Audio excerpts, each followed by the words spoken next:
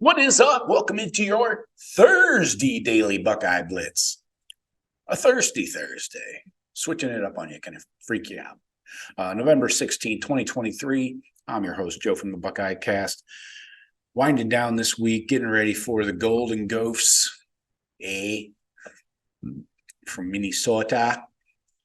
But today we're talking Jim Knowles press conference. Let's get right to the action here. So let's talk the defense. So the other day it sounded like Mike Hall, when Ryan Day was asked, Mike Hall's health did not sound like a very positive situation, I would say. So the media asked Jim Knowles about it. So who can fill in for Mike Hall is the first question. Yeah, I think Hero has made a lot of progress. He really has. He made a big play last week, I think, right? Like a third down stop on a running play. So he's a guy I look at. You know, Jaden McKenzie's got a lot of experience too. You know, so he's got that experience that you need to be able to count on in a tough situation. Okay, and what does Sonny Styles bring to the deep safety spot in filling in for Lathan Ransom? No, Lathan had really gotten better. You know, he was getting better all the time. I feel terrible for him to be out right now, but Sonny, he's taller. I mean, you know, he has range. He has a lot of experience. You know, we were able to gain him that cover experience at the nickel position, covering a slot in the open field, which is a difficult thing to do, you know, as that translates into the boundary. I think he just got a lot of versatility. Made some plays last game blitzing for us, right? So I think he can be a real factor in the blitz game also. Okay. Is the defense better equipped to handle injuries than it was a year ago? Oh, yeah. Yeah. I mean, that's, you know, Lathan's a part of it. He's a part of us. But yeah, we're better set up. We have more versatility and more experience. And guys just understand the system so they can fit in different places. What are the challenges defending Minnesota's run game? Yeah, similar to Rutgers. They do a great job managing the drives, you know, and, you know, taking it down all the way to what, fourth and short, right? I think they're the best fourth down conversion team in the country, you know. They stole that play from my Eagles. You know, they do that push thing, you know. But we got burnt on that fumble Ruski too under that. So you got to be careful. But yeah, I just think they do a good job of managing the game, controlling the ball, taking the play clock down. So we have to stay efficient, stay ahead of the sticks. Okay, back to the safeties here. Do you think you want to shift Sonny Styles around and maybe bring in Jihad Carter occasionally? Yes, because Sonny's is going to have to do more things as we move forward here. So it's not going to be as simple as saying, "Okay, Sonny, you're back there, and that's where you're going to be." There's going to be some moving parts. You know, Sonny's going to have to be in other places too, as we face different sets and personnel grouping. So we need Jihad. All right. Linebackers. How do you feel with Cody Simon starting at the Mike linebacker? Yeah, I'm very comfortable with Cody. Cody not only plays well, but he manages the game like Tommy does. You know, he's got that kind of brain and that kind of football intelligence. So um, we need them both. We need them both. You know, as we come down the stretch here, we need to have the ability to put them in different places. All right. How did you feel about Malik Hartford's performance this past weekend?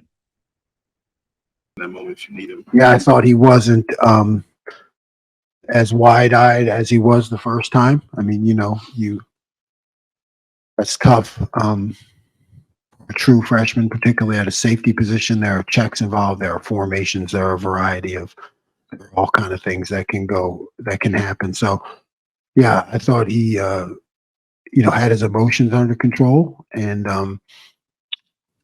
you know, he's a guy that we've seen from the beginning in practice. Like, he always is around the ball.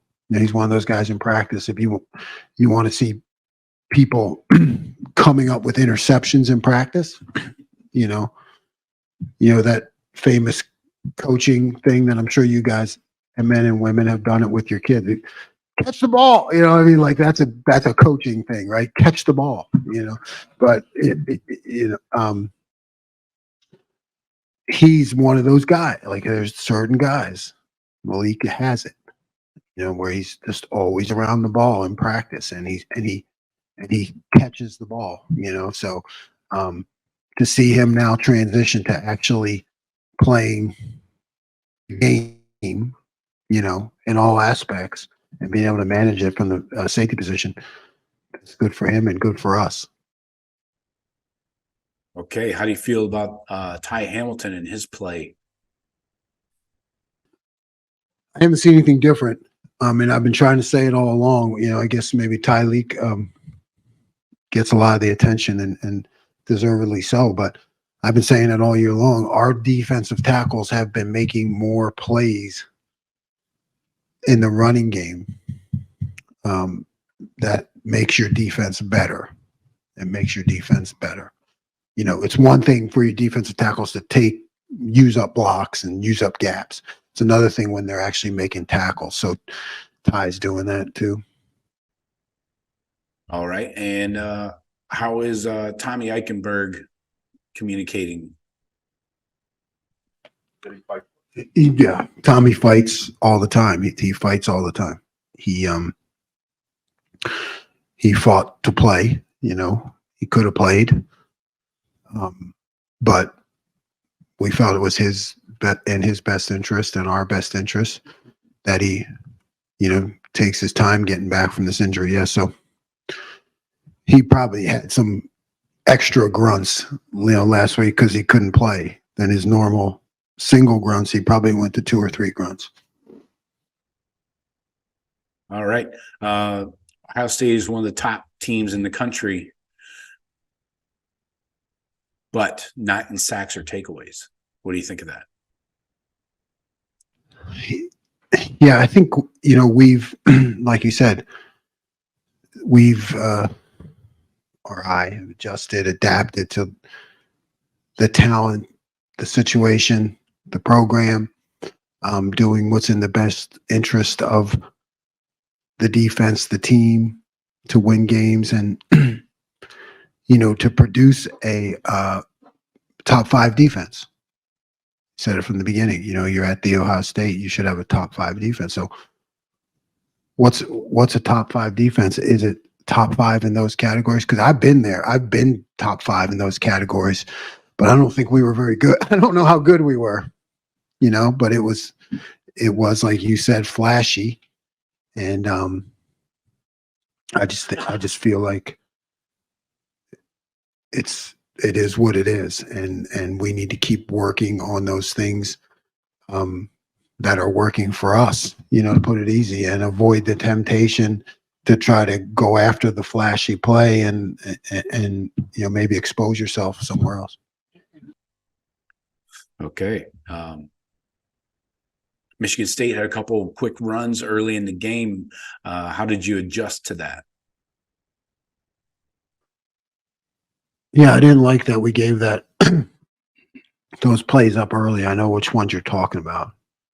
Um, yeah, I like to say, yes.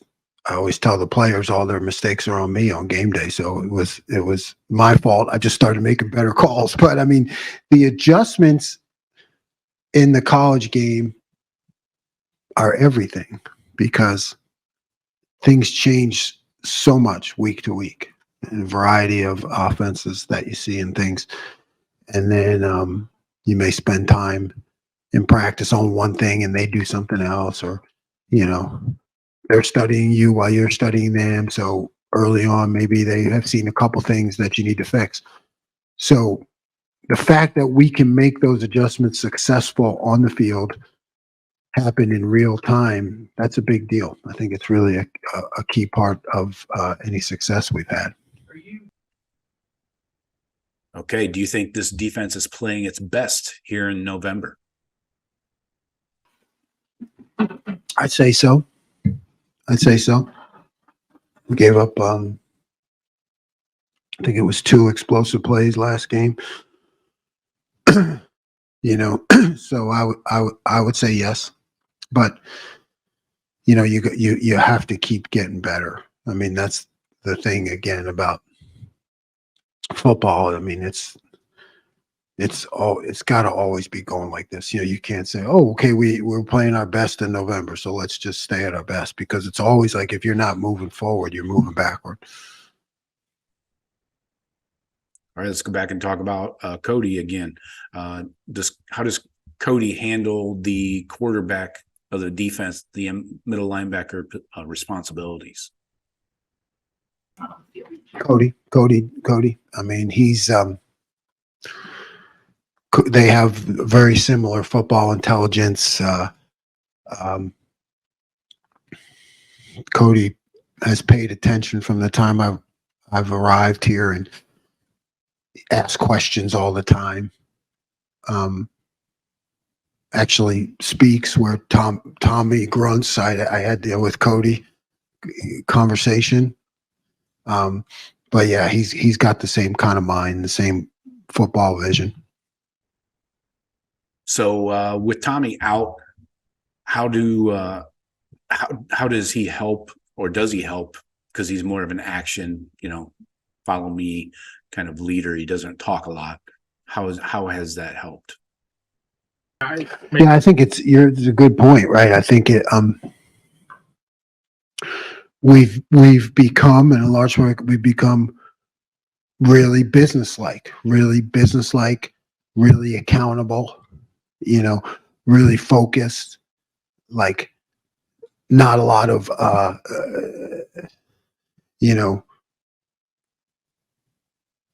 not a lot of debate, not a lot of debate, kind of like, here are the facts, here's what's happening, how do we fix it, let's go out and kick ass, because that's how Tommy is, and you're right, it has had a big effect on everything. Okay. And on Marvin Harrison Jr., can you relate to other defensive coordinators trying to cover him? Yeah, coaching the offense, and that Kyle Marvin pride, by the way. Okay, that whole thing is difficult to handle for me in practice. I remember one time in practice we had a bracket on him, 2 guys, and he went through both of them and just caught the ball. And I was like, how can that happen? We got 2 guys on him. Well, that's smart. He just went over both of them and caught him. So I think it's extremely challenging for a defense. And then the creativity that coach has, and all those guys do a great job of utilizing that. And there are other players on our offense that are really good. I just think it's a difficult challenge for a defense. All right. And who's next at linebacker after Simon and Steele? CJ. Yeah, I mean, CJ got it. Yeah, he made a nice play last week. Really, shot the gap, did a great job. Yeah. So, CJ's always right there, and he's learning and growing, and he's a great kid, but he's talented. And And Gabe's been involved too. Gabe's been involved. Gabe was up and ready to go. With Tommy being down, he had to be up and ready to go. When you coach, really, it's like you have to think one play, like who's one play away from going in there. And that's because that's reality. And last question, are you concerned about barely missing a shutout to Michigan State this past weekend? Yeah, I mean, hats off to him, I guess. I didn't even know how long it was. It looked long, and it looked like it like barely trickled in too. But hats off to him, and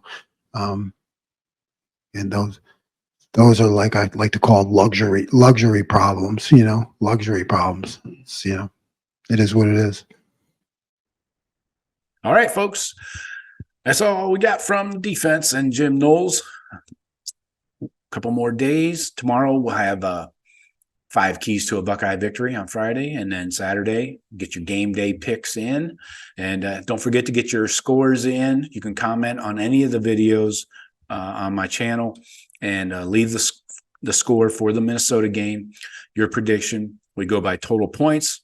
Closest to the winner is gets a free t-shirt from the buckeyecast.com. So check it out. Appreciate you guys. Talk to you tomorrow. Go Bucks.